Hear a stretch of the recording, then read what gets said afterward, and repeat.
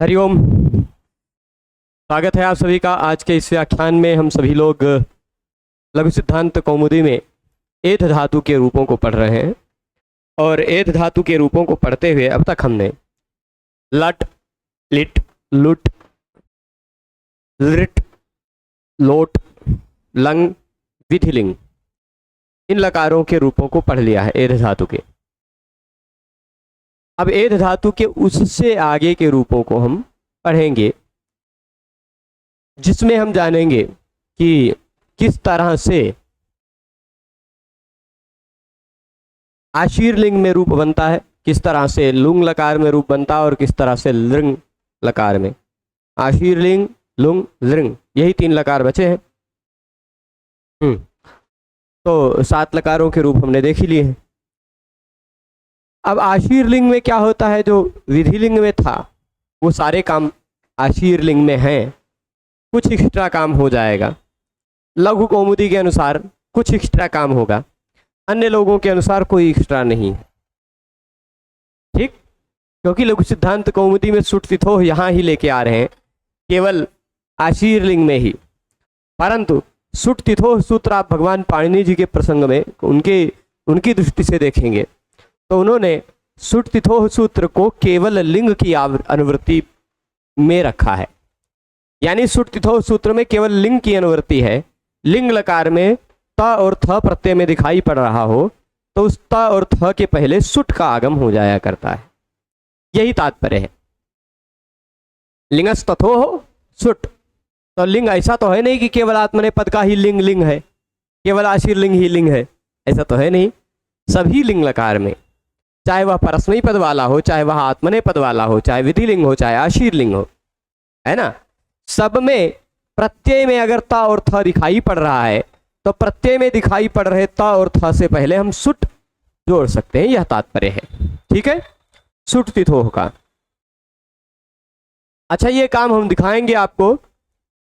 दूसरी चीज, यहां देखिएगा क्या क्या कार्य विधिलिंग में हो रहा था और क्या क्या कार्य यहां हो रहा है, अंतर क्या पड़ रहा है वो देखने का प्रयास कीजिएगा।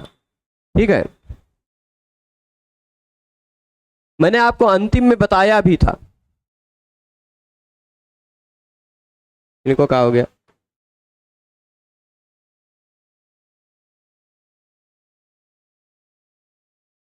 तो हाँ, ये कैसे हटेंगे?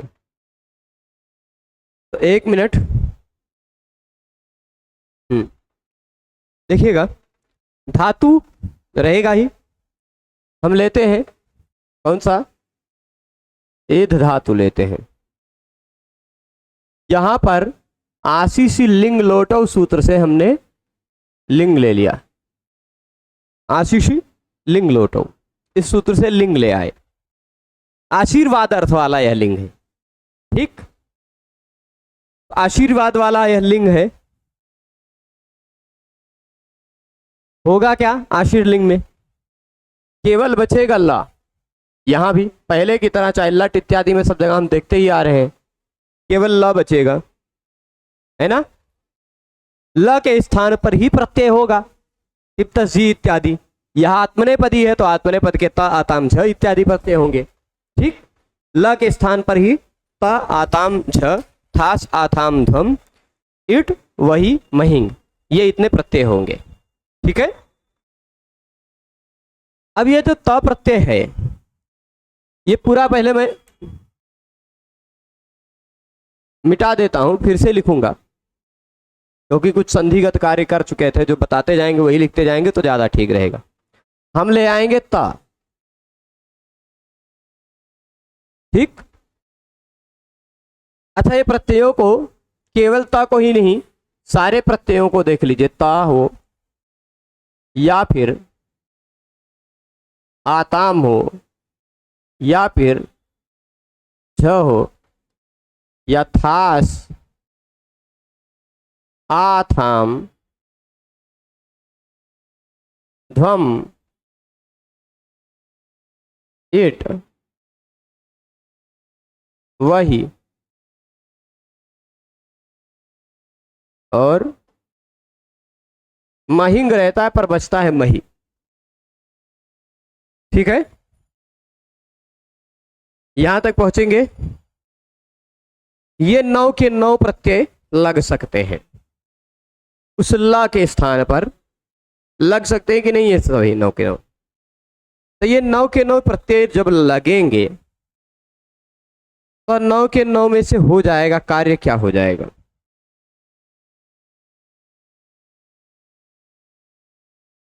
कार्य ये होगा कि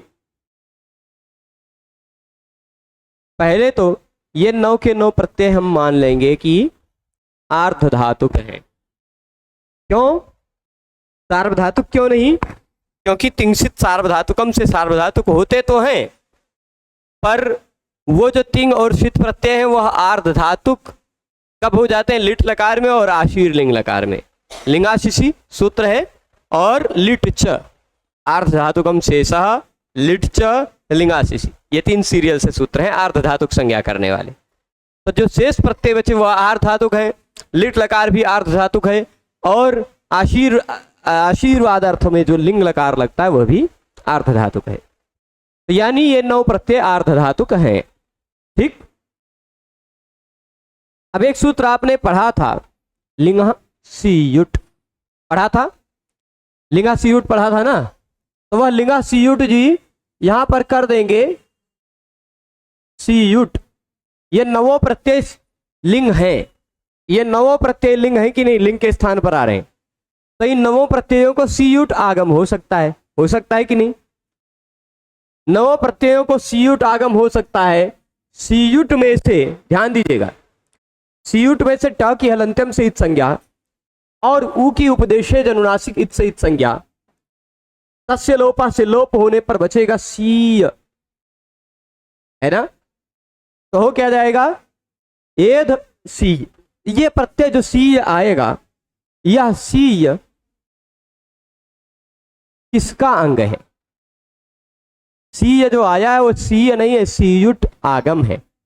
और सीयुट आगम प्रत्यय को हुआ है, लिंग को हुआ है, यानी सीयुट आगम प्रत्यय का अंग बनकर आएगा। यह ता प्रत्यय नहीं रह गया, अब सीयत प्रत्यय हो गया। हो जाएगा कि नहीं? अच्छा, अब हम इस सभी प्रत्ययों के पहले सीय जोड़ दे तो कोई दिक्कत नहीं ना? लिंगा सीयुट का यह कमाल है, सीयुट आएगा ही सभी जगह, उसमें से सीय बचेगा, सभी जगह नहीं बचेगा। अभी जो और कुछ काम होगा वो बताएंगे, पर इतना तो पहुंच गए होंगे आप। ठीक, लिंगा सीयुट ने सीयुट किया, वह सीयुट सभी प्रत्ययों के पहले आया और उसमें से बचा सीय।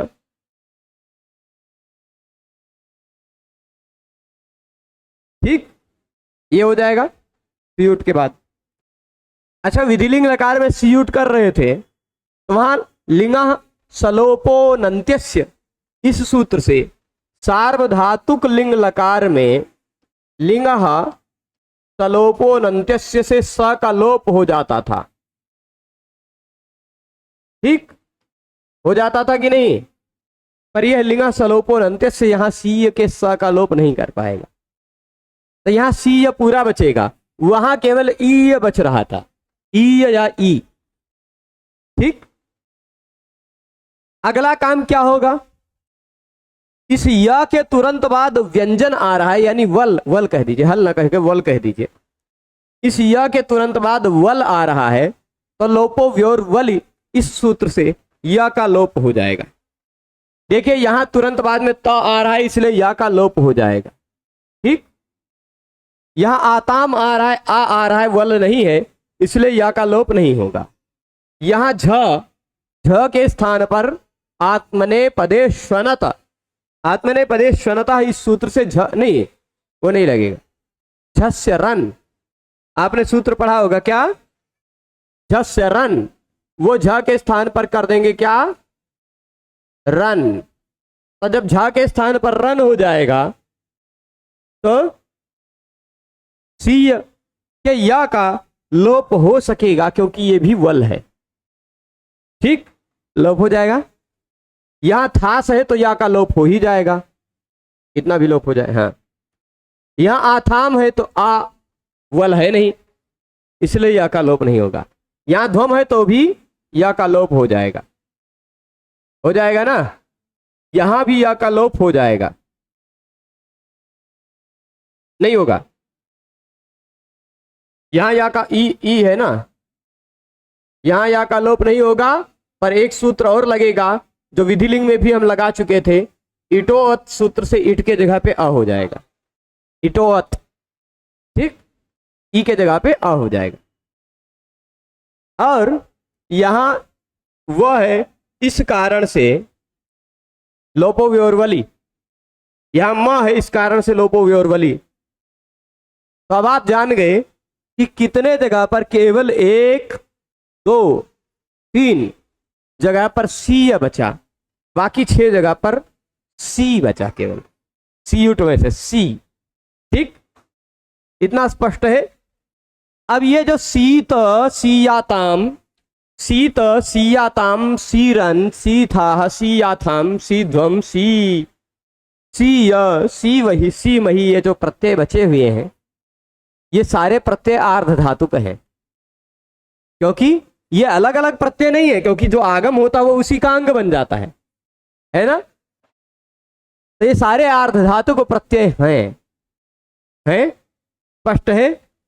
तो आर्ध धातुक प्रत्यय है, इनका पहला वर्ण स है जो कि वल है, तो आर्ध धातुक सेठ वलादे है, इस सूत्र से यहां पर इट आगम भी हो जाएगा, युट से पहले इट भी आ जाएगा, सभी जगह ईट आएगा। टाकी हलंतम से इत संज्ञा होकर, टाकी हलंतम से इत संज्ञा होकर तस्य लोपा से जब लोप होगा तो ई केवल बचेगा, ठीक, ई केवल बचेगा।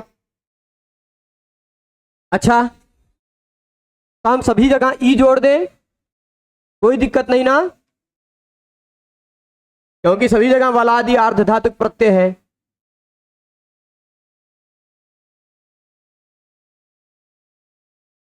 हो गया, 9 ठू ई आ गए ना, इतनी बात स्पष्ट है। इसके बाद आगे देखते हैं,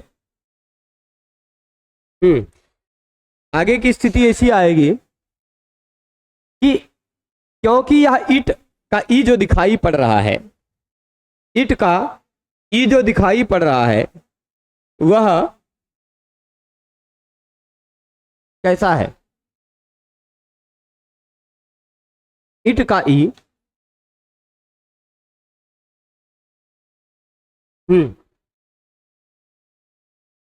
इण अथवा कवर्ग के अंतर्गत है, इण अथवा कवर्ग के अंतर्गत है कि नहीं। इण अथवा कवर्ग का कोई वर्ण आता हो, उसके तुरंत बाद आदेश अथवा प्रत्यय का अवयव दंत स दिखाई पड़ता हो, तो उस दंत स के स्थान पर मूर्धन्य हो जाता है। मूर्धन्य कर दे, जहां जहां यह दंत स दिखाई पड़ रहा है उस दंत स को हम सब जगह क्या कर देंगे, मूर्धन्य कर देंगे, ठीक। खाली दंत स ही हटा रहे हैं, जिसकी जगह पे हम मूर्धन्य अभी लिखेंगे, ठीक, जिससे आपको पता चले कि केवल यह, यहां तो पूरा सी चला गया, कोई दिक्कत नहीं, सब जगह हम मूर्धन्य कर दिए, कोई दिक्कत नहीं ना।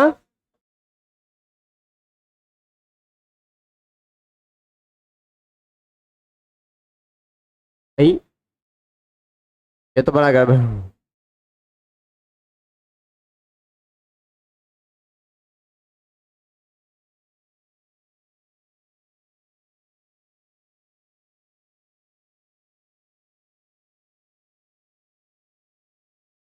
ठीक है। तो अब इतना तक पहुंच गए आप, इतना तक पहुंच गए। इसके बाद और क्या काम होगा, ये सारे काम तो जान गए। सी कहां आया, लिंगा सी युट से, ठीक, कहां से आया, लिंगा सी युट से, उसका कहीं कहीं सी बचा, कहीं कहीं सी या बचा, ठीक, क्यों बचा वो आप जान गए, लोपो व्योरवली के प्रभाव से, ठीक। अब इसके बाद और क्या स्थिति हुई, इसके बाद स्थिति ऐसी हुई कि ये जो प्रत्यय है वो वैसे रह गए, प्रत्यय में केवल दो जगह, एक झस्यरन और एक इटोत। झस्यरन ने झ के स्थान पर रन कर दिया, इटोत ने ईट के स्थान पर आ कर दिया। ठीक, बाकी प्रत्यय वैसे के वैसे रहेंगे। टितात्मने पदानाम टेरे इत्यादि लगेगा नहीं, क्योंकि इंगित लकार है। स्पष्ट है। अब एक अलग अगला काम जो लघु सिद्धांत कौमुदी के अनुसार केवल यही आत्मने पद में ही, केवल आत्मने पद में ही होता है, वह काम याद आ जाएगा। केवल आत्मने पद में और आश्रित लिंग में ही होता है। शुट तिथो हो, शुट शुट तिथो हो। ये क्या कहता है? लिंग लकार में, लिंग लकार में त अथवा थ, लिंग लकार के प्रत्यय में कहीं भी त अथवा थ दिखाई पड़ रहा हो तो उस त और थ से पहले सुट जोड़ देना है। क्या? लिंग लकार में प्रत्यय में कहीं भी त अथवा थ दिखाई पड़ रहा हो तो उससे पहले यही सुट जोड़ देना है। अच्छा, इस सुट में से बचता क्या है? ट की हलंत्यम सहित संज्ञा, ऊ की उपदेशे जनुनासिक सहित संज्ञा, बचता केवल स है, आधा। ठीक, यानी त और थ से पहले लिंग लकार के प्रत्यय में त और थ जो दिखाई पड़ रहे हैं उससे पहले स जोड़ देना है। तो आप यहां देखिए, आथाम में थ दिखाई पड़ रहा है, उससे पहले सुट जोड़ दिया, आस्थाम हो गया, है ना। आताम में त दिखाई पड़ रहा है, उससे पहले सुट जोड़ दिया, आस्ताम हो गया। यहां भी त दिखाई पड़ रहा है, इससे पहले स जोड़ दिया तो स्त हो गया। ठीक, प्रत्यय में ही देखना है आपको, यहां नहीं है, यहां नहीं है, यहां है ना। खास यहां था, यहां नहीं है, यहां नहीं है, यहां नहीं है, यहां नहीं। तो ता और था से पहले हमने सुट भी जोड़कर देख लिया। इतना तक हो गया, कोई दिक्कत नहीं ना। आगे देखा बताते हैं। अब यहां जो स दिखाई पड़ रहा है ये वाला, और यहां जो स दिखाई पड़ रहा है ये वाला, इन दोनों में विशेष बात है। क्या? चार जगह सुट तिथो से स आया। सुट कहां कहां ये देखिएगा, यहां आया, प्रत्यय में था, यहां आया, यहां आया और यहां आया, बाकी और कहीं नहीं आया, है ना। सुट तिथो था और था, यही चार जगह दिखाई पड़ रहे थे। तो इन चार में से जो दो हैं, आताम और आथाम, ये दो जो थे, इसमें सुट जो आया, सुट का स, दंत्य स, उसके तुरंत पहले आ है। यहां भी स के तुरंत पहले आ है, इसलिए आदेश प्रत्यय नहीं लग पाएगा। परंतु इस वाले स के पहले और इस वाले स के पहले ई है, यानी इसको छोड़ दीजिए, इसको छोड़ दीजिए, बाकी बचे दो जगह आप देखिएगा, सुट का जो स आया है उससे तुरंत पहले शी का ई है, जो कि इण प्रत्याहार का वर्ण है। तो आदेश प्रत्यय सूत्र से इस सुट के स को मूर्धन्य हो जाएगा, मूर्धन्य आधा स आ गया। यहां भी हमने मूर्धन्य आधा स लगाया। ठीक, अब संधि का नियम आपने पढ़ा होगा, टुनाष्टुः, टुनाष्टुः, सकार या तवर्ग हो, क्या हो? स या तवर्ग, उसका योग हो किसके साथ? श या टवर्ग के साथ। तो यहां देखिए तवर्ग है क्या, यहां भी है, यहां भी है, उसका श या टवर्ग के साथ योग है तो ष्टु हो जाएगा, यानी तवर्ग के स्थान पर टवर्ग हो जाएगा। इस तवर्ग के त के जगह पे टवर्ग का ट हो जाएगा। यहां तवर्ग के थ के जगह पे तब टवर्ग का फ हो जाएगा। ठीक, कोई दिक्कत? इतना तक सभी जान गए, जान गए ना। बस अब आगे जोड़ दीजिए, खत्म। एद में ई जोड़िए। अच्छा देखिए, ये जो ईट आगम है, यह ईट आगम भी कैसा है? अर्ध धातु का सेठ बलादे से हुआ है, इसी को अर्ध धातु प्रत्यय को ही, यानी जिसको आगम होता है उसी का गुण बन जाता है, उसी का अंग बन जाता है ना।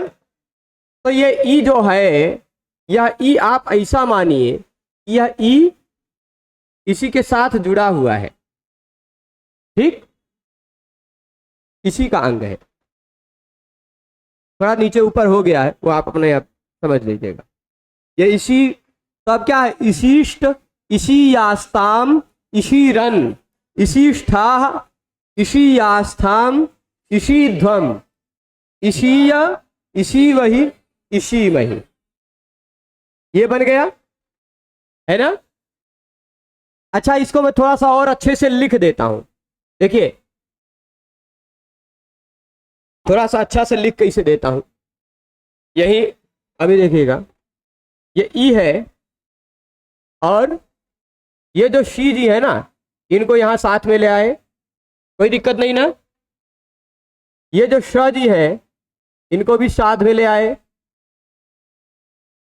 और उसके साथ साथ ये जो ट जी है इनको भी इधर खसका दिए, कोई दिक्कत,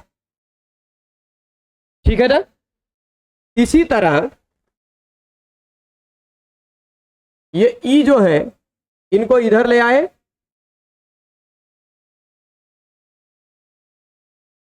हो गया। और फिर इधर आप देख रहे होंगे कि ये जो आ है वो या में मिल जाएगा, तो या पूरा हो जाएगा, है ना। तो आ को हटा करके हम या को पूरा कर दे रहे हैं, ठीक है, कोई दिक्कत। तो इसी या और ये जो स्थाम जी है इनको हम फिर से तनी इधर खसका ले आते हैं,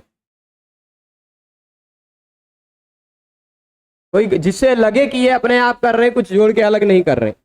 इशिष्ट, इसी आस्ताम, ठीक। बाकी इनका तो बना ही लेंगे आप, इशी रन बन गया, इसी रन। फिर इसके बाद अच्छा, ई जो है सब जगह मिटा देते हैं हम, ई कहीं कहीं गड़बड़ गड़बड़ अलाइन हो गया है, ये गड़बड़ नहीं चलता है, देखते हैं। ये ई को यहां लिख दिया, इसी ठास, ठीक, इसी ठास जो है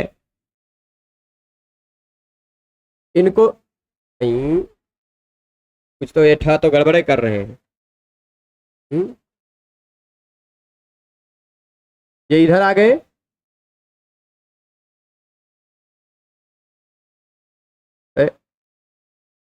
ये तो पूरा पूरा गड़बड़ हो रहा है, कोई दिक्कत नहीं, इनको पूरा इसी ठा को हम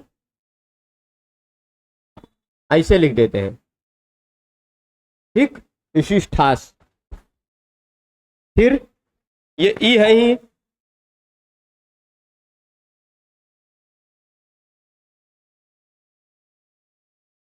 इन ईजी को, हे प्रभु, इसी आस्था में वैसे हो जाएगा, केवल ये जो आ की मात्रा है इस या पर पूरी चढ़ा देनी है, हे प्रभु, आ की मात्रा चढ़ा दी, आ को गायब कर दिया और स्थान जी को इधर खसीट लिया।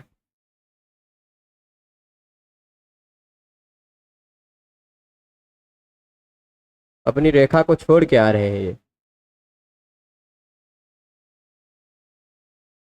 ठीक। अब फिर इसी तरह इसी ध्वम बन जाएगा, ऐसे इसी ध्वम, इसी वही, इसी वही बन जाएगा। अब आगे समझ रहे आएंगे। तो अब एध धातु में जोड़ लीजिए उसी को, एधिशिष्ट, एधिशीयास्ताम, एधिशीरन, एधिशिष्ठाः, सा के जगह पे विसर्ग हो जाएगा, ठीक। सा को ये जो सा अंतिम में दिखाई पड़ रहा है, सा से रू से रू होगा, रू के र बचेगा, र के जगह पे खरवसानी और विसर्जनी यहां से विसर्ग हो जाएगा, ठीक। तो एधिशिष्ठाः, एधिशीयास्थाम, एधिशीध्वम, एधिशीय, एधिशीवहि, एधिशी मही। खत्म। इतनी बात स्पष्ट है। अच्छा, एक चीज और ध्यान रखिएगा, ये तो एध धातु के हमने 9 रूप बना लिए एक साथ जल्दी जल्दी में, परंतु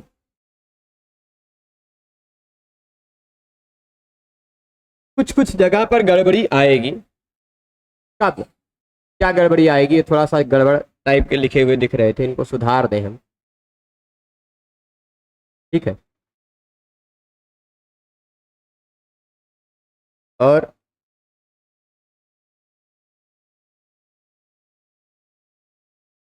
इनको गैप कर देते, नीचे तक जगह है तो।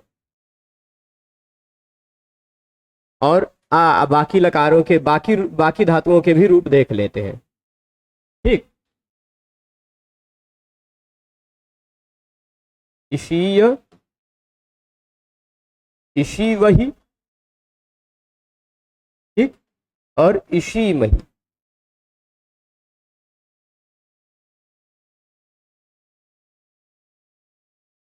ठीक। ये इतने प्रत्यय बन जाएंगे किसके? आशीर लिंग लकार के। परंतु जहां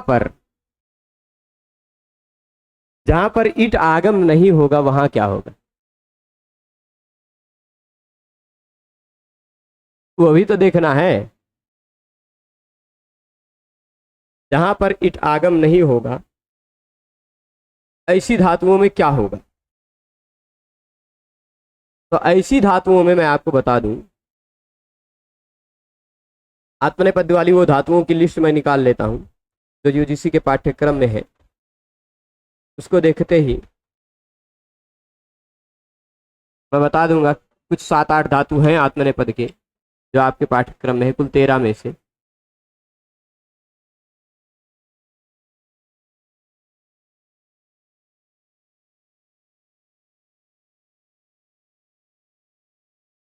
हम्म।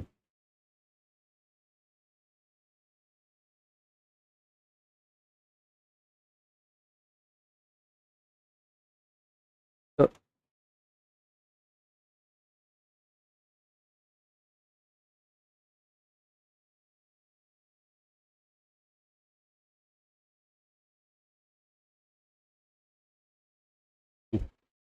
कहाँ गया वो सिलेबस? यहाँ देखिएगा, जो धातुओं में एक धातु है सुई अभिशवे, स्वादिगण की धातु। एक धातु कौन सी है? तुद, ठीक, तुदादिगण की। फिर इसके बाद एक धातु है तन, क्री, रुध, चुर, क्री एक भी है ना? तो इतनी धातुएं हैं। इनमें से केवल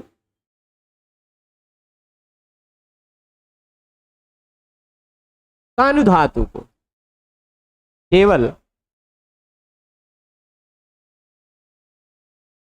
तानु धातु और चुर धातु, इन 2 धातुओं में ईट आगम होगा। कौन सी धातु? तानु धातु और चुर धातु, ईट आगम होगा। तु धातु में नहीं होगा, तुद धातु में नहीं होगा, है ना? क्योंकि तोता तो तारो तो तारा बनाया था हमने, है ना? और तन धातु में हो जाएगा क्योंकि तनिष्यति, तनिता इत्यादि बनाया है ना? तनिष्यते इत्यादि भी बनाया था। क्री धातु में ईट आगम नहीं होगा क्योंकि कर्ता बना था। आप कहेंगे करिष्यति में तो ईट आगम हो गया था लृट लकार में, तो वहां ईट आगम करने के लिए नियम था रिद्धनो के ऋकारांत धातु अथवा हन धातु के बाद प्रत्यय का पहला प्रत्यय के रूप में स्य आ रहा हो तो ईट आगम होगा। स्य आ रहा हो तो करिष्यति में स्य आ रहा है, हाँ। अकरिष्यत, अकरिष्यत में स्य आएगा, है ना? इसलिए ईट आगम होगा। जहां स्य नहीं रहेगा वहां क्री धातु को ईट आगम नहीं होगा। रुद्ध धातु को हमने रोधा, रोध से इत्यादि रूप बनाया था, वहां ईट आगम नहीं होता था। क्री धातु का क्रेता, क्रेष्यति इत्यादि बनाया था, ईट आगम नहीं हो रहा था, है ना। और चुर धातु का चोरयिता चोरयिष्यति बनाया था, तो वहां ईट आगम हो रहा था। तो जो आपके सिलेबस में एकमात्र आत्मनेपदी धातु था ये एध, उसके सिवाय जो धातुएं हैं वह उभयपदी हैं। शुद्ध उसका परस्मयी पद में रूप देख चुके हैं, क्यों परस्मयी पद में रूप देख चुके हैं हम, आत्मनेपद वाला ही रूप आशीर लिंग लकार का आप देखेंगे। ठीक, तो अब जो धातु ईट आगम वाले हैं उन्हीं को पहले देख लिया जाए, है ना। ईट आगम वाली दो धातुएं हैं, एक तो है कौन सा तन, और एक है चुर। चुर का आप जानते हैं कि चुर को हो जाता है चोरय बन जाता है, कहीं कहीं चोरय कहीं कहीं चोरय पूरा।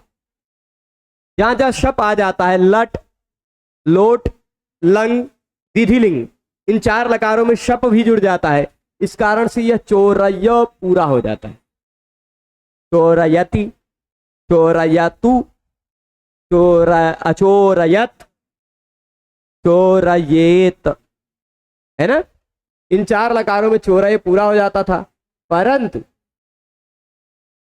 बाकी सब लकारों में जहां सप नहीं आता वहां चोरय बन जाए। ठीक, होगा कैसे ये भी लिख देता हूं, क्या दिक्कत है भाई। चूर और णिच, चुर णिच, णिच में से बचेगा ई, चुर ई, चुर में जो ऊ है उसको गुण हो जाएगा चोर ई। ई जो है इस ई को भी तुरंत बाद में प्रत्यय आर्ध धातुक है, इस कारण से गुण हो जाएगा, ई के जगह पे ए आ जाएगा चोरे।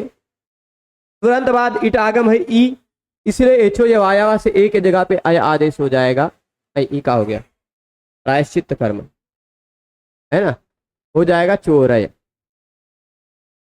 स्पष्ट है, जोड़ दीजिए, प्रत्यय बन गया। तनिशिष्ट तनिशीयास्ताम तनिशीरन तनिशीष्ठाः तनिशीयास्थाम तनिशीध्वम तनिशीय तनिशीवहि तनिशीमहि। अच्छा,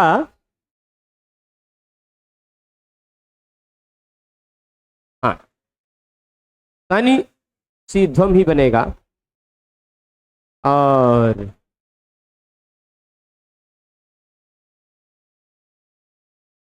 चुर धातु में थोड़ा सा एक एक्स्ट्रा काम होगा,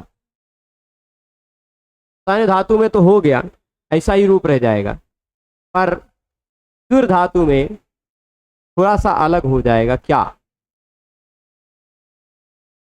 चुर धातु में क्योंकि उसका अब अंतिम वर्ण य दिखाई पड़ रहा है ना, अंतिम वर्ण य दिखाई पड़ रहा है,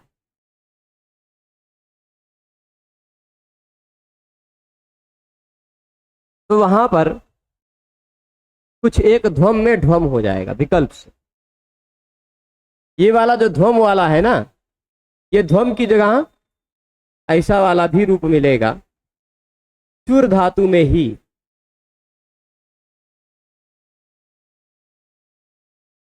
ठीक, दो तरह का रूप।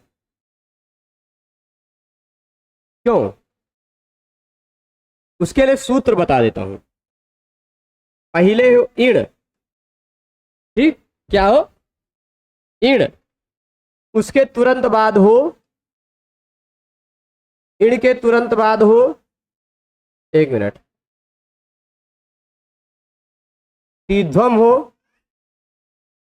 या फिर लुंग हो या फिर लिट हो, शीध्वम या फिर, एक मिनट, शीध्वम का ध या फिर लुंग लिट का ध, लुंग लिट का ध, क्या हो ध, तो इस ध के जगह पे हो जाता है मूर्धन्य। ठीक, पहले हो इण, उसके तुरंत बाद हो शीध्वम का ध अथवा लुंग का ध अथवा लिट का ध। तो लुंग और लिट की बात है नहीं यहां, अभी शीध्वम पे ही हम चलते हैं। लुंग और लिट की जहां बात आएगी वहां हम देख लिया लेंगे इण हो, उसके बाद शीध्वम का ध हो तो उसके जगह पे मूर्धन्य हो जाता है। तो आप कहेंगे यहां सब जगह इण है, पर वो इण ये नहीं लेना है, क्योंकि ये तो ई उसी का अंग है। उससे पहले यहां तो शीध्वम है ही नहीं, यहां तो ई शीध्वम है। ठीक, तो अब अगली स्थिति है, ये सूत्र है इणा शीध्वम लुंगलिटाम धुंगात। अगली स्थिति है ईण हो, उसके बाद इट हो, और उसके बाद शीध्वम या लुंग लिट एका धा हो। अभी हम शीध्वम ही चल रहे हैं तो शीध्वम की ही मानते हैं। ठीक, अनुस्वार वाला ही लिख देते, अनुस्वार सहित क्या परसवर्ण वी म वाला ही लिख देते। ठीक, तो इण हो, उसके बाद इट हो, उसके बाद शीध्वम हो का धा। तो इस धा को ढ विकल्प से होता है। अब आप देखिए ये रहा इण, यह इण में आता ना, ई उ रे ए ओ आई औ ह या व र ल, यह दिख गया। इससे पहले एध जो का जो ध था वह इण नहीं था। ई उ रे ए ओ आई औ ह या व र ल में यह ध नहीं आ रहा था एध का, ना तो तन का न आ रहा था। तन का न जो था वो भी ई उ रे ए ओ आई औ ह या व र ल में नहीं आता, इण में नहीं आता है ना, इसलिए ये नियम नहीं लग पा रहे थे। स्पष्ट है। पर अब देखिए यहां इण भी मिल गया, उसके तुरंत बाद इट भी मिल गया। इण, उसके तुरंत बाद इट, उसके तुरंत बाद शीध्वम का ध है ना, शीध्वम है। तो उस शीध्वम के ध को मूर्धन्य मूर्धन्य विकल्प से किया जा सकता है। उसके लिए यह सूत्र है विभाषेटः। सूत्र क्या है? विभाषेटः। इण, उसके बाद इट, उसके बाद शीध्वम या लुंग या लिट का ध। ठीक, स्पष्ट है। तो उस ध को मूर्धन्य हो जाता है। स्पष्ट। तो इसलिए यहां चौरय में विकल्प से हो जाएगा। अच्छा, इन दोनों को रहने देते हैं। ठीक, इन दोनों को रहने देते हैं, अभी ये काम आएंगे हो सकता है और कुछ धातुओं में। तो चोरई, चोरई शिष्ट, चोरई शिष्ट, चोरई शीयास्ताम, चोरई शीरन, चोरई शिष्ठा, चोरई शीयास्थाम, चोरई शीध्वम, चोरई शीध्वम, चोरई शीय, चोरई शी वही, चोरई शी मही। स्पष्ट। अब जिन धातुओं में इट आंग, अब बाकी किसी भी धातु में इट आगम नहीं होता, बाकी किसी भी धातु में इट आगम नहीं होता।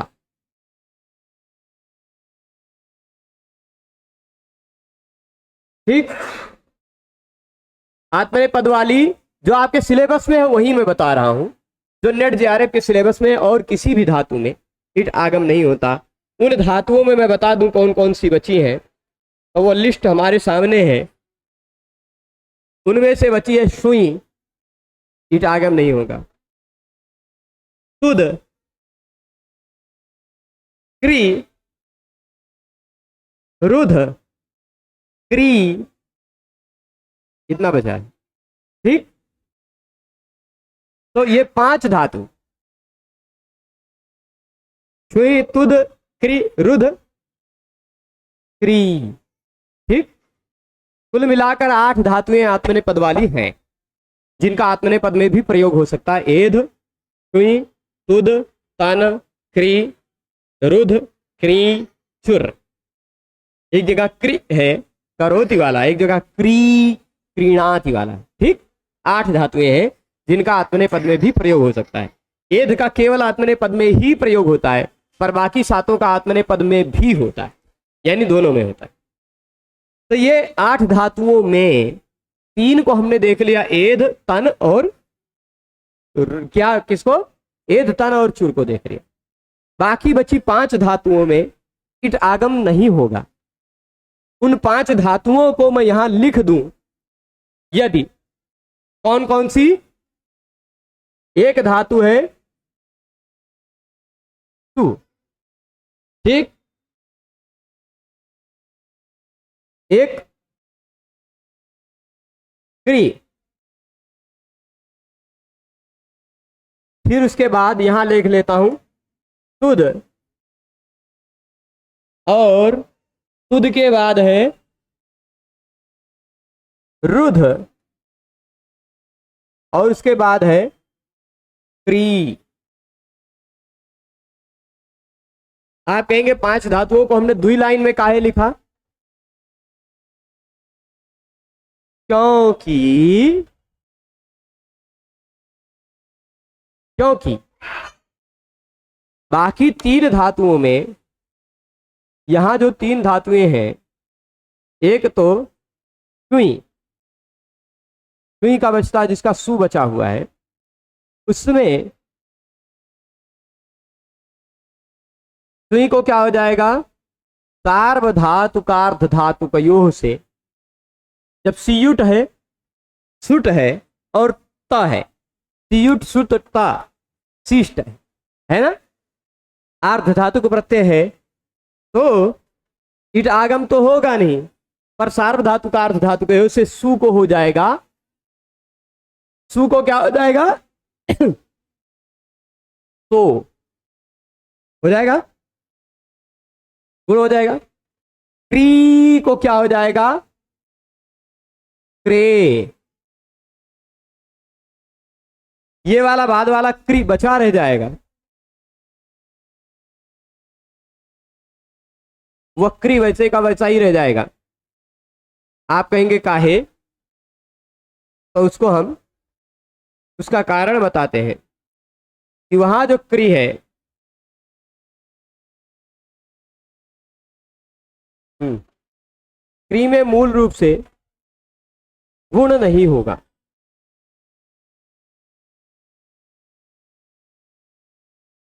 गुण नहीं होगा क्यों?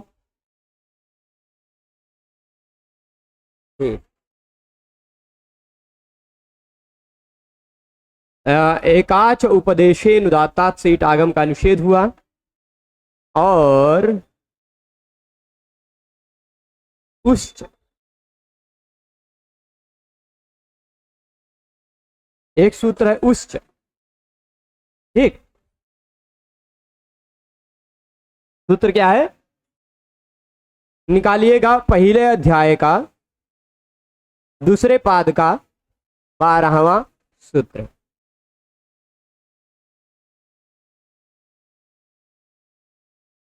ठीक है, ये क्या कहता है?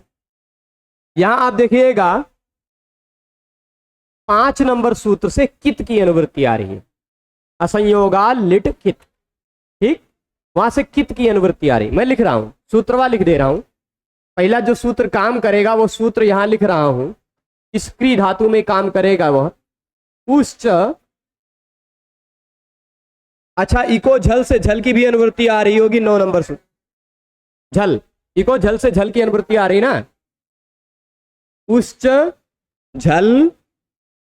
और दूसरा चीज, लिंग सिंचाव आत्मने पदेशु से लिंग सिंचऊ आ रहा होगा, आ रहा है लिंग सिंचऊ, और आत्मने पदेशु भी आ रहा है, लिंग सिंचाव आत्मने पदेशु, वो पूरा लिख दे रहा हूं।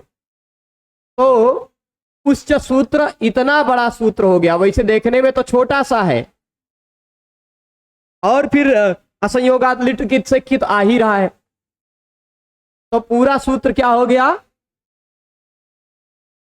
उच्च झल लिंग सिंचऊ आत्मने पदेशु कित, इतना बड़ा हो गया। तो उच्च क्या है? री का षष्ठी एक वचन का रूप बन जाता है उह। मैं यहां दिखाता हूं। अच्छा, इस उच्च सूत्र को समझाने के लिए मैं इतने शब्दों को मिटा करके यहां, क्योंकि घोचा पोचा ज्यादा हो जा रहा है, एक पेज जोड़कर यहां लिख रहा हूं। क्या है? सूत्र है उच्च, ठीक, इस सूत्र में आ रहा है झल लिंग सुचौ आत्मने पदेशु, ठीक,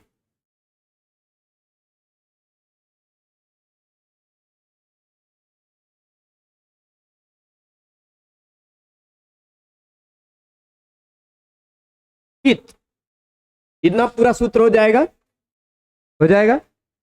तो उह ये पंचमी लगा है, ऊ क्या लगा है, पंचमी। री शब्द है जैसे मातृ शब्द है, ठीक, क्या शब्द है, मातृ।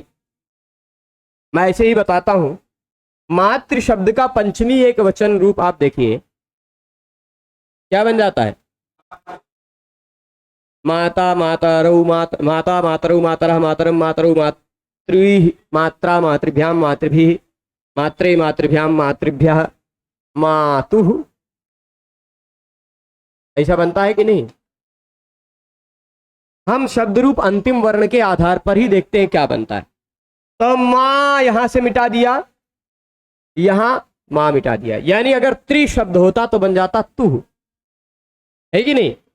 अच्छा, त्रि और तुह में क्या समान बात है, तो यहां भी हटा दिया, तो यहां भी हटा दिया, यानी अगर री शब्द होता तो उसका पंचमी एक वचन में बन जाता उह, वही उह है यहाँ। उह मतलब रिकारात है ना, रिकारात। री के पर में, री के पर में पहले क्या हो, री, उसके पर में हो झल, क्या हो, झल।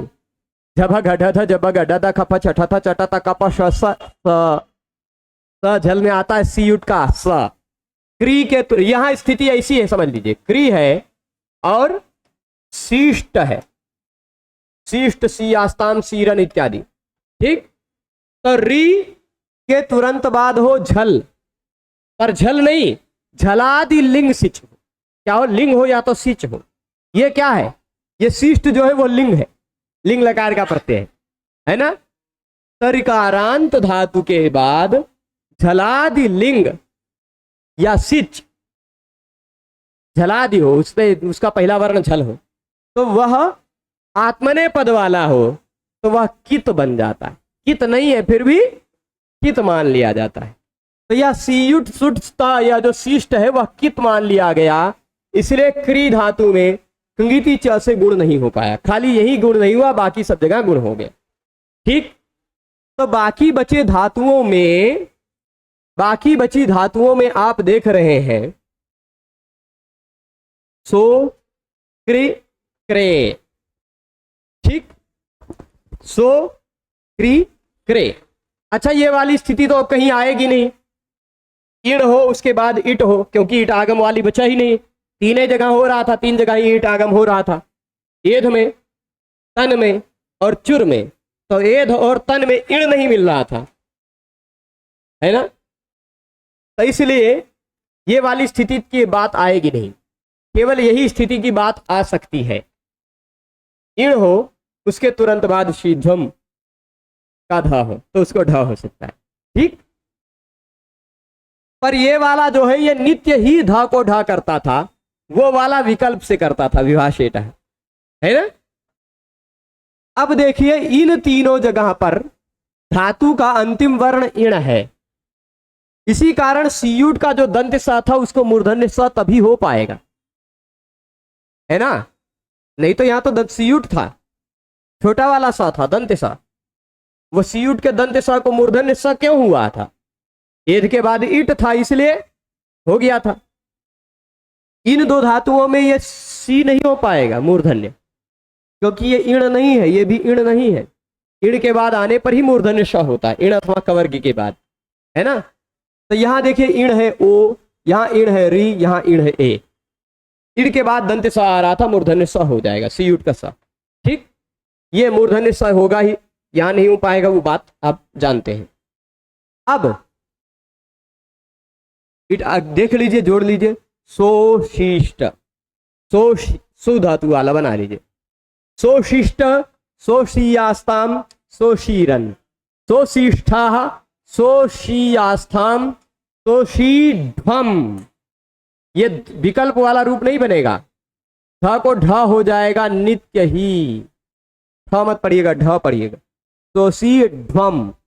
ध चौथा वर्ण था, उसके स्थान पर टाठ ड ढ वाला चौथा वर्ण ढ आ गया, सोशीध्वम, सोशीय, सोशी वही, सोशी मही, ठीक। उसी तरह क्री धातु का कृषिष्ट, कृषियास्ताम, कृषिरन, कृषिष्ठाः, कृषियास्थाम, कृषिध्वम, कृषीय, कृषि वही, कृषि मही। ठीक, उसके बाद क्रेशिष्ट, क्रेशियास्ताम, क्रेशीरन, क्रेशिष्ठा, क्रेशियास्थाम, क्रेशीध्वम, क्रेशीय, क्रेशी वही, क्रेशी मही। ये 3 धातु भी हो जाएंगे खत्म। ठीक, अच्छा, अब बचा केवल 2 धातु, रुद और रुध। अब इन 2 धातुओं में इट आगम होगा नहीं। इन 2 धातुओं में अंतिम वर्ण द जो आ रहा है, ई उ रिलरी ए ओ ऐ औ ह य व र ल में नहीं आता, इण में नहीं आता, है ना। ध भी इण में नहीं आता, यानी इण के बाद शीध्वम, ये वाला जो नियम है ये नहीं लग पाएगा। यानी ध को ढ नहीं हो पाएगा, यानी क्या बचेगा, ढ नहीं हो पाएगा, तो यह शीध्वम ही बचेगा, है ना, शीध्वम ही बचेगा, मूर्धन्य नहीं हो पाएगा, क्योंकि इनका अंतिम वर्ण ध नहीं, द इण नहीं है। स्पष्ट है। अच्छा, और क्या होगा, यह जो हमने मूर्धन्य करके दिखाया है आदेश प्रत्ययों से, वह मूर्धन्य भी नहीं हो पाएगा, है ना। क्यों नहीं हो पाएगा मूर्धन्य, क्योंकि तुरंत पहले द और ध यह इण है ना तो कवर्ग है, ना तो इण है ना तो कवर्ग है, तो यह सीयुट का जो स था वही स बचेगा, सी, है ना। यहां भी सी, यहां भी सी, यहां भी सी, यहां भी सी, यहां भी सी, यहां भी, ये 21 सी समझिएगा, ठीक, और यहां भी सी। स्पष्ट है, मूर्धन्य नहीं हो पाएगा। तो अब तुद शिष्ट, तुद शिष्ट, दंत स दिखाई पड़ रहा है, दंत स दिखाई पड़ रहा है ना, तो वह दंत स खर प्रत्याहार का वर्ण है, खर प्रत्याहार का वर्ण है कि नहीं। तो खर प्रत्याहार का वर्ण आने पर आपने पढ़ा होगा कि हरिच, पढ़ा है क्या, सूत्र यही है, झल हो उसके बाद हो खर, तो इस झल के स्थान पर आ जाता है चर। तो ये द और ध दोनों झल हैं। झल में आप देखिए झ भ घ ढ ध, ज भ ग ड द, फ फ छ ठ थ च ट त क प श ष ह, इतने वर्ण आते हैं। तो ध और द तो झल है, उसके तुरंत बाद खर, देखिए ख फ छ ठ थ च ट त क प श स है खर, झल के तुरंत बाद खर मिल रहा है, तो इस झल के स्थान पर चर, चर मतलब क्या होता है, ट ट त क प ट त, 1 मिनट नीचे लिख देते हैं, ट त। अब इस झल के स्थान पर यानी ध और द के स्थान पर होना है चर, तो ये ध और द दोनों कहेंगे हम दंत उच्चारण स्थान वाले हैं, हमारे स्थान पर जो कुछ भी आएगा वह दंत उच्चारण स्थान वाला ही आएगा। ठीक, तो ये चर में से क्या आएगा देख लीजिए, झल के स्थान पर च नहीं आ पाएगा, तालु उच्चारण स्थान वाला है, ट नहीं आ पाएगा, मूर्धा उच्चारण स्थान वाला है, त दंत वाला है, श तालु वाला, प ओष्ठ वाला, क कंठ वाला, श मूर्धा वाला। दंत वाले केवल 2 बचे, यानी हरी च से जो चर होना ध और द दोनों के जगह पर या तो त होगा या तो स होगा, है ना। तो अब उच्चारण स्थान की दृष्टि पर देखने पर 2 जने आ गए, 13 कैंडिडेट नहीं, चर में चटत कपश सह, चटत कपश सस, 8 में से केवल बचे 2, 6 को रिजेक्ट कर दिए किसी तरह उच्चारण स्थान से देखे तो। इन दोनों को कैसे अब आभ्यंतर प्रयत्न में जाके देखेंगे, तो इन दोनों का क्योंकि वर्गीय व्यंजन है, इन दोनों का आभ्यंतर प्रयत्न क्या है? स्पर्श वर्ण है, तो इनका स्पृष्ट आभ्यंतर प्रयत्न है। इन दोनों का स्पृष्ट है, इसका भी स्पृष्ट है, और इसका ईषद विपरीत, ईषद विपरीत है, तो ये नहीं आ पाएगा। यानी धा के जगह पर भी ता, दा के जगह पर भी ता, खरीचा से। तो अब देख लीजिए, तुद बन जाएगा तुत और रुद बन जाएगा रुत। बना लीजिए आगे, है ना?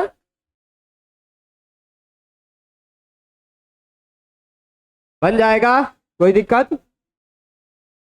आप ऐसा मत कहिएगा कि रुध में और तुद में, रुध में और तुद में गुण क्यों नहीं हुआ?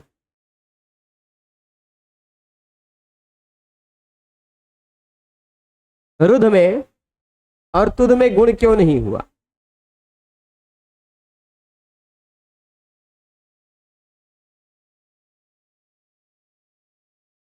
हाँ, पहले क्या होना चाहिए? पहले हलंतात इको झल। हाँ नहीं, लिंग सिंचाव आत्मनेपदेश का ये प्रयोजन होगा। लिंग सिंचाव आत्मनेपदेश सूत्र लगेगा। वह कहता है लिंग हो या सिच हो आत्मनेपद का, उससे पहले हो इक और इसके इक के बाद हो झल। पहले क्या हो? पहले हो इक प्लस झल प्लस लिंग या सिच आत्मनेपद वाले, तो वह कित मान लिए जाते हैं। तो ये प्रत्येक कित है, इसलिए किंगीति च से गुण का निषेध हो जाएगा, वैसे ही रह जाएगा। ठीक, इको झल की अनुवृत्ति आ रही लिंग सिंचाव आत्मनेपदेशों में, देख लीजिएगा। ठीक, इक ये रहा उ, उसके बाद झल त, झल है, उसके बाद लिंग या सिच है, तो वह कित मान लिया जाएगा। इस कारण से तुत और रुद में गुण नहीं हो पाएगा, रुद में। ठीक, स्पष्ट? अब जोड़ लीजिए, तुत्सिष्ट, तुत्सीयास्ताम, तुत्सीरन, तुत्सिष्ठाः, तुत्सीयास्थाम, तुत्सीध्वम, तुत्सीय, तुत्सीवहि, तुत्सीमहि। इसी तरह रुत्सिष्ट, रुत्सीयास्ताम, रुत्सीरन, रुत्सिष्ठाः, रुत्सीयास्थाम, रुत्सीध्वम, रुत्सीय, रुत्सीवहि, रुत्सीमहि। स्पष्ट है? तो इस पाठ में हमने एध धातु के आशीर्लिंग लकार के रूपों को सिद्ध करना जाना, और उसके साथ साथ ही यूजीसी नेट जेआरएफ के पाठ्यक्रम में जो धातु उभयपदी हैं, उनके आत्मनेपद के आशीर्लिंग लकार को सिद्ध करना जाना। अंतर जो पढ़ रहे हैं वो क्यों पढ़ रहे हैं? आपको कहीं कहीं मूर्धन्य वाला शिष्ट मिला, वह क्यों मिला? क्योंकि धातु का अंतिम वर्ण क्री, क्रे और सो, ये तीन धातुओं में अंतिम वर्ण इण था, है ना? अंतिम वर्ण री, ए, ओ, ये इण है। इस कारण से मूर्धन्य श हो गया। कहीं कहीं बिना मूर्धन्य श किए ही शिष्ट मिल गया, क्योंकि धातु का अंतिम वर्ण ध था, त था, द था, यह इण अथवा कवर्ग में नहीं आते, इस कारण से मूर्धन्य श नहीं हो पाया। और कहीं कहीं आपको इशिष्ट, इसी, आस्ताम इत्यादि मिला, उसका कारण क्या है? वहां पर इट आगम हो जाता था तीन जगह, एध धातु, रुध धातु, एध धातु, तन धातु और चुर धातु। ठीक, अच्छा, कहीं कहीं आपको ध्वम मिला, जहां पर धातु का अंतिम वर्ण इण नहीं है, वहां एध में अंतिम वर्ण इण नहीं है, तन अंतिम वर्ण इण नहीं है, तुद, रुध अंतिम वर्ण इण नहीं है, तो वहां पर आपको यह ध्वम ही मिला। पर जहां धातु का अंतिम वर्ण इण है, कौन सा? क्रे, क्री का क्रे हो गया था, सु का सो हो गया था, क्री का क्री हो गया था, वहां अंतिम वर्ण ई, री, ओ, ये इण है, तो वहां पर ध्वम नहीं ध्वम मिल रहा, ध्वम। और जहां इण के तुरंत बाद इट आगम भी हो गया है, इण प्लस इट प्लस सी ध्वम, वहां दोनों तरह का रूप मिल रहा था, जैसे चोरय, चोरई सिद्धम, चोरई सिद्धम। ठीक, ये इतना सिद्धम सिद्धम वाली बात हो गई। बाकी प्रत्यय में आप देख रहे हैं सियुट, सुट, ठीक, यहां मूर्धन्य स आ गया है, मूर्धन्य हो गया, स्टुनाष्टुह लगा, यहां मूर्धन्य स आ रहा है क्योंकि सीयूट का ई मिल रहा है। ठीक, तो पूरा नियम आप समझ गए होंगे। आशा करता हूं ये पाठ आसान लगा होगा। आज के इस पाठ को यहीं रोकते हैं। सभी लोग पूरे पाठ में जुड़े रहे, उसके लिए सभी को बहुत बहुत धन्यवाद। हम आप सबसे पुनः मिलेंगे कल, जब लुंग लकार का रूप एध धातु के साथ साथ और सभी धातुओं का जानेंगे। फिर परसों लृंग लकार का रूप जानेंगे और धातुओं के साथ, फिर यह विषय हो जाएगा समाप्त। ठीक है, यह विषय समाप्त होगा और फिर एक दिन इसमें जो अभी तो हम खाली रूप ही देख रहे हैं, सूत्र और सूत्र की वृत्ति देख नहीं रहे, एक दो दिन में जितनी सूत्र वृत्ति है वो सारी सूत्र वृत्तियों को भी देख लिया जाएगा, जिससे पूरा रिवीजन टाइप का हो जाएगा और आप इन 10 लकारों के रूपों को जान जाएंगे बढ़िया से। ठीक है, तो सभी लोग पूरे व्याख्यान में जुड़े रहे, उसके लिए बहुत बहुत धन्यवाद। हम पुनः मिलेंगे कल, तब तक के लिए नमो नमः।